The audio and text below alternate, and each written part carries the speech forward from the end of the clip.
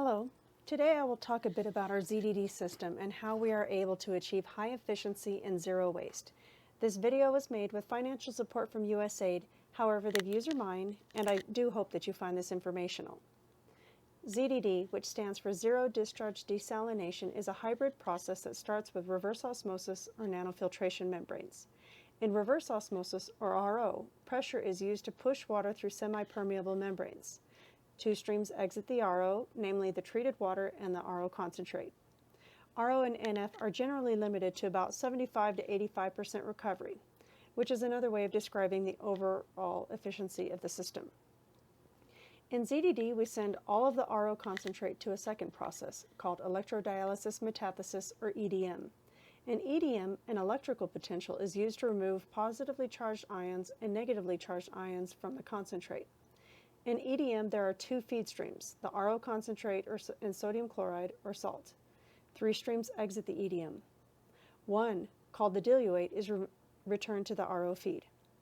Two waste streams, one rich in calcium and the other rich in sulfate, are also produced.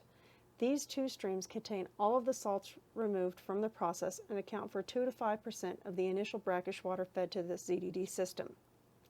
The two EDM concentrate streams are then mixed to precipitate gypsum, which can be used by farmers to improve soil quality. The remaining fluid is sent to an evaporation system and then is filtered and can be reused in the EDM to reduce the need for salt purchases. The addition of the salt recovery and enhanced evaporation systems allows us to achieve zero liquid waste discharge and very high recovery.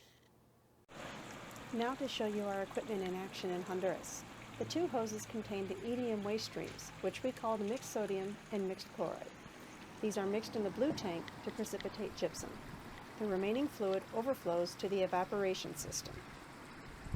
Since it is difficult to show you what happens inside the precipitation tank, we obtain a sample of the mixed sodium and mixed chloride streams while the ZDD system was in operation. You can see how both samples, while very concentrated, have no visible signs of solids present. The mixed chloride beaker is mostly calcium chloride. The mixed chloride beaker contains mostly sodium sulfate. The two beakers are then mixed in a third beaker and stirred. You can see the water become cloudy as it was mixed. This means that precipitation was occurring. After several minutes, the gypsum settled to the bottom of the beaker and the remaining fluid is mostly clear.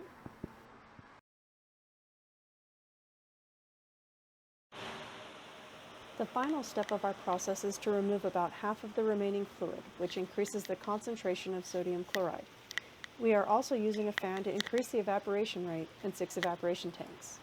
Even though the humidity was high, we were able to achieve much higher evaporation than what would be possible with only Mother Nature.